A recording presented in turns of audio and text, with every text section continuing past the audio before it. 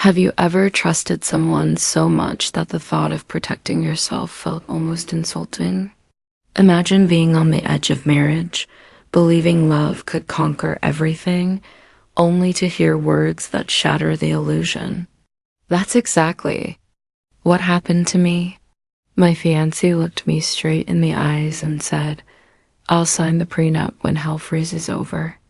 I paused, smiled, and replied softly, "Fair enough."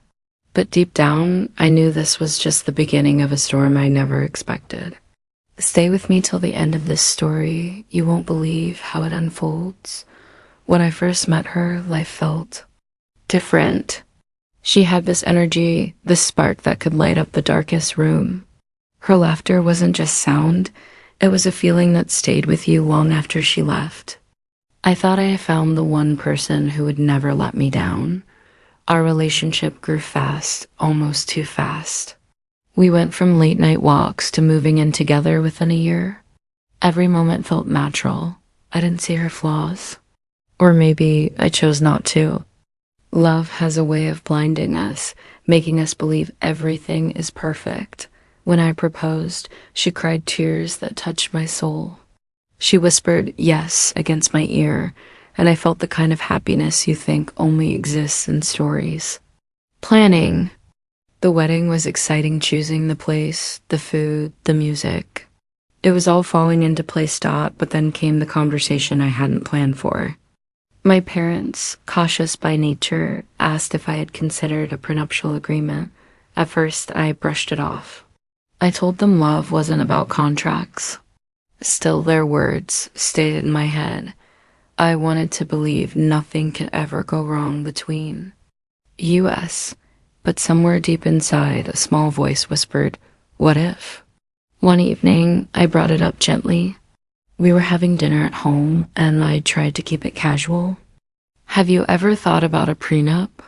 I asked. She froze, fork halfway to her mouth. Her smile vanished, her eyes narrowed, and she said, "So, you don't trust me?" I tried to explain it wasn't about trust. It was about security, about protecting both of us if life took an unexpected turn. But she didn't want to hear it. Her voice grew sharp and she said, "I'll sign the prenup when hell freezes over." The silence after that was painful. My heart raced. I wanted to fight, to push back, but instead I said, "Fair enough." Out loud, I sounded calm. Inside, I was crumbling. For the first time, I saw a side of her I didn't recognize. The warmth I had fallen in love with was replaced by anger and pride. That night, we slept in the same bed, but felt miles apart. Days passed and something changed between us. She was still loving at times, but small cracks appeared. She became secretive with her phone. She avoided serious conversations.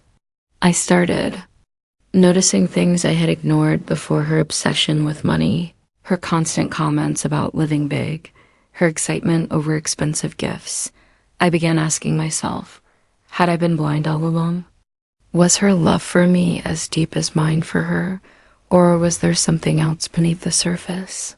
One afternoon, I overheard her talking to a friend on the phone. She didn't know I was nearby. Her words cut through me. "If he really loves me, he won't need a prenup. Besides, I deserve a share of everything once I marry him." My chest tightened. I stood frozen, unable to breathe. The woman I thought I knew suddenly felt like a stranger. That night, I couldn't sleep. I stared at the ceiling, asking myself if marrying her would be the biggest mistake of my life. I knew I couldn't keep silent forever. The weight inside me grew too heavy. So one night I sat her down.